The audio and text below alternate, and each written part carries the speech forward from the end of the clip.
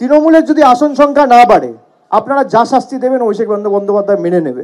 SIR এ যদি ঠিকঠাক 80% SIR হয়, পশ্চিমবঙ্গে আগামী নির্বাচনে পদ্মফুল আসবে।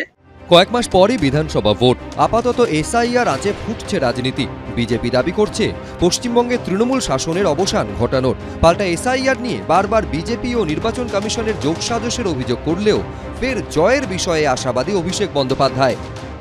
যারা বলছে যে এসআইআর হলে তৃণমূলকে দেখা যাবে না, তৃণমূলকে পাওয়া যাবে না, আর তৃণমূলের ভোট শতাংশও বাড়বে, আসন সংখ্যাও বাড়বে। আমি 1 মাস আগে চ্যালেঞ্জ করেছি, বিজেপির নেতারা অ্যাকসেপ্ট করছে না কেন? আপনি অ্যাকসেপ্ট করুন।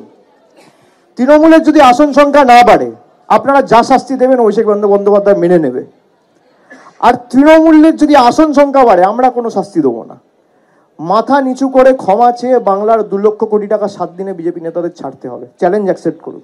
বুঝতে যখন পারছে যে হারবে, সেই ঢাকই বেশি বাজে, অতএব যে ঢাক ফাটবে, অতএব এই ঢাক ফাটার জায়গায় চলে এসছে, সেই জন্য চিৎকার বেশি। জিতবো জিতবো এত আওয়াজ কিসের জন্য? কার্যকর্তাদের মনোবল তলানিতে ঠেকে গেছে। সেই কারণে অভিষেক ব্যানার্জি গর্জন করছে আর বোঝাতে চাইছে কার্যকর্তাদের আমরা আছি। সম্প্রতি দিল্লিতে নির্বাচন কমিশনের দফতরে গিয়ে জ্ঞানেশ কুমারের সঙ্গে দেখা করেন তৃণমূলের প্রতিনিধিরা। কি নিয়ে দুপক্ষের মধ্যে আলোচনা হয়েছে তা নিয়ে দুই তরফে নানা দাবি করা হচ্ছে। এই প্রেক্ষাপটে হুঁশিয়ারি দিলেন অভিষেক বন্দ্যোপাধ্যায়। আমি ইলেকশন কমিশনকে চ্যালেঞ্জ করছি, তৃণমূল কংগ্রেসের কাছে ডিজিটাল এভিডেন্স রয়েছে। আপনি যদি মনে করেন যে আপনার কাছে উত্তর রয়েছে এবং আপনি সত্যি সদুত্তর দিতে পেরেছেন, আপনি রিলিজ করুন, তারপর আপনাকে কোর্টে নিয়ে যাব আমরা। আমি যখন বলছি আমি ভেবেচিন্তে বলছি। দেরি করছেন কেন? তাড়াতাড়ি যান। ওনাদের সাংসদ মহুয়া মৈত্র গেছিলেন তো, রাজ্য সরকার সুপ্রিম কোর্টে পার্টি হয়েছিল তো, তার ফল কি হয়েছে? সুপ্রিম কোর্ট হস্তক্ষেপ করবে না বলেছে।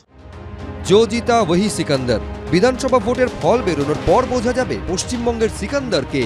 অনির্বাণ বিশ্বাস, দীপক ঘোষ, ঋত্বিক প্রধান, এবিপি আনন্দ। এসআইআর এর পরে, বিহারের পরে এদেরকে মানুষ ছুঁড়ে ফেলে দেওয়ার জন্য প্রস্তুত নিয়েছে। এটা তো বিহার মধ্যপ্রদেশ নয়, গলা টিপে ধরবে বাঙালি। বাড়ল গোটা এসআইআর প্রক্রিয়ার সময়সীমা, তাও 1 সপ্তাহের জন্য। কিন্তু কেন? প্রক্রিয়া যাতে সুষ্ঠু ও অবাধ হয় তার জন্য, নাকি নেপথ্যে আছে বিশেষ রাজনৈতিক কৌশল? তৃণমূল দাবি করছে বিজেপির নির্দেশে বৈধ নাম ভোটার তালিকা থেকে বাদ দিচ্ছে নির্বাচন কমিশন। পাল্টা বিজেপির দাবি এসআইআর এ গরমিল করে অবৈধ নাম তালিকায় রেখে দেওয়ার চেষ্টা করছে তৃণমূল। আর তাই প্রশ্ন হলো, নির্বাচন কমিশন এসআইআর এর সময়সীমা বাড়ানোয় লাভ কার হলো? বিজেপি কিছু নেতৃত্ব যেভাবে উদ্বাহু নৃত্য শুরু করেছিল, যখন এসআইআর চালু হয় তখন 1 কোটি নাম বাদ যাবে, 1.5 কোটি নাম বাদ যাবে, অর্থাৎ নাম বাদ দেওয়ার খেলা। বিজেপির এই চক্রান্ত কোথাও গিয়ে হয়তো ব্যর্থ হলেও হতে পারে, এইটা ভেবেই কোথাও কি এরকম নয় তো যে 7 দিন টাইম বাড়িয়ে আবার নতুন রকম ফন্দি ফিকি বের করা, যাতে ওই টার্গেটে ফুলফিল করা যায়।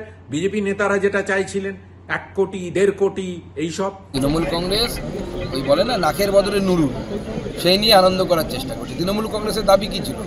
তৃণমূল কংগ্রেস সম্পূর্ণ মিথ্যে কথা বলে যাচ্ছে। 2 বছর ধরে নাকি 2002 সালে এসআইআর হয়েছিল, কিন্তু আদপেও তা না। তাদের বক্তব্য ছিল যে 2 বছর ধরে এসআইআর হতে হবে। তা এসআইআর এমন একটি পদ্ধতি, বা যে কোনো সরকারি কাজই যখন শুরু হয় টাইম টু টাইম যদি কাজ কমপ্লিট না হয় তা তো বাড়ানো হয়, এটা স্বাভাবিক। অস্বাভাবিক কি আছে?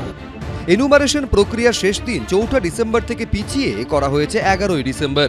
খসড়ায় আপত্তি জানানোর সময় আগে ছিল 9 ডিসেম্বর থেকে 8 জানুয়ারি, তা পিছিয়ে করা হয়েছে 16 ডিসেম্বর থেকে 15 জানুয়ারি। অভিযোগ নিষ্পত্তির সময়সীমা আগে ছিল 9 ডিসেম্বর থেকে 31 জানুয়ারি, এখন তা পিছিয়ে হয়েছে 16 ডিসেম্বর থেকে 7 ফেব্রুয়ারি। চূড়ান্ত তালিকায় কমিশনের অনুমতির দিন 3রা ফেব্রুয়ারি থেকে পিছিয়ে হয়েছে 10 ফেব্রুয়ারি। আর চূড়ান্ত ভোটার তালিকা 7 ফেব্রুয়ারির বদলে প্রকাশিত হবে 14 ফেব্রুয়ারি। রুমা পাল, দীপক ঘোষের রিপোর্ট, এবিপি আনন্দ। এবিপি আনন্দ, এগিয়ে থাকে, এগিয়ে রাখে।